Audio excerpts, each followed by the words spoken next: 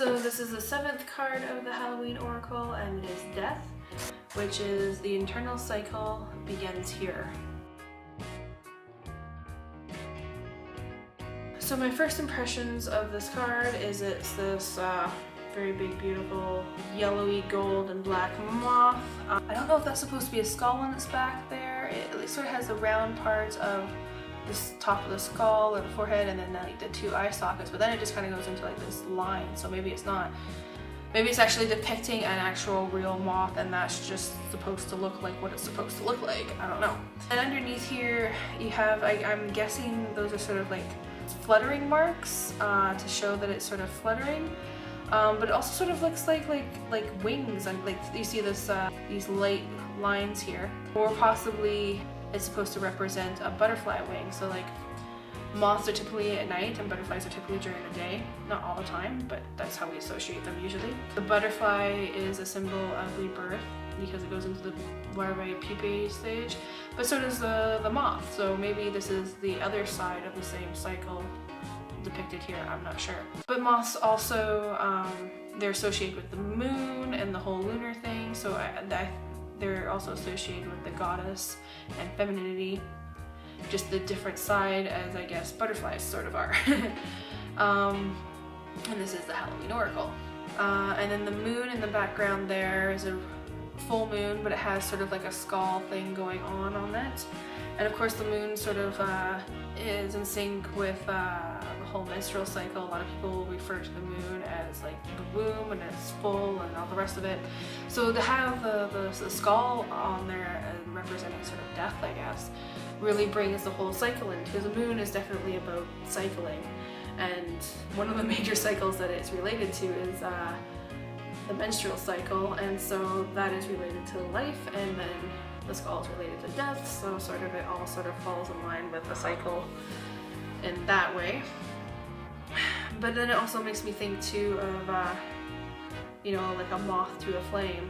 The moth is always chasing the light because that's what guides it out of places it doesn't want to be, because it thinks that it's the moonlight. But it is not always the moonlight that it's attracted to. Sometimes it's porch lights or flames like fire or candles, which can be very dangerous for it. So it makes me think of being careful about not to be focused on blindly following the light. Whatever you're using as a guide, don't just blindly follow it. And death, of course, is a change, which goes along with the cycles. So death, or the ending of something, it's just the end part of a cycle. It's the end phase of a cycle. That doesn't mean that it's the end and it'll never happen again. It could happen again because it's a cycle. It might just happen in a little bit of a different way. So that makes me think too, what is cycling in your life? You may be coming to the end of a cycle in your life, but what keeps coming up for you over and over again in different stages of your life? And it makes me, I am scared of spiders. My friend is just as scared of moths, so this makes me think of her.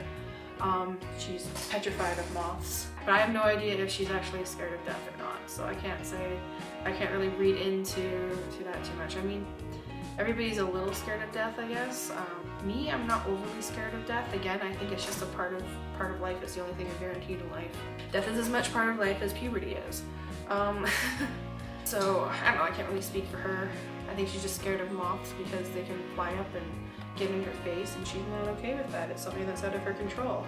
Although I guess that's the same reason why a lot of people are scared of death, is because they feel like it's out of their control. So, yeah. Anyways, let's see what the book has to say. So it's death, and that's the internal cycle begins here.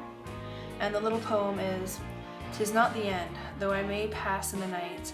I get to do my time over, although you may get a fright." Many pagans believe that death was the beginning of the cycle of life. When you think about it, most people consider the act of birth to be the beginning of the life cycle. We are born, we live, and we die. Depending on your beliefs, you may get to go around again. Instead, pagan cultures see death as the beginning of a whole new adventure, the place where your soul gets to choose where it is incarnated, why and what it wants to experience. Then and only then does it get born into a body that lives and eventually dies, before returning to ride a new cycle. Halloween is a celebration of death as a part of life. As humans are conscious beings, we know about death, and many are afraid and uncomfortable about it. Halloween illuminates the universal truth that all of us will die, just as all of us were born, so to be fearful of the end process is verily pointless. Halloween asks us instead to make friends with death, just as we seem to be friendly with birth, and to not allow our fears and grief to bring unnecessary pain. Do not be afraid if you pull the death card, as it simply means that something is falling away, or will do so you can begin strongly afresh. There is a great power in this clearing. If you pull this card at Halloween particularly, the message is stronger still, and you should actively celebrate this new beginning. So what I really liked here is I liked how it talks about how pagans viewed death as the beginning of the life cycle, and then you get to live, eventually die, before returning to ride a new cycle.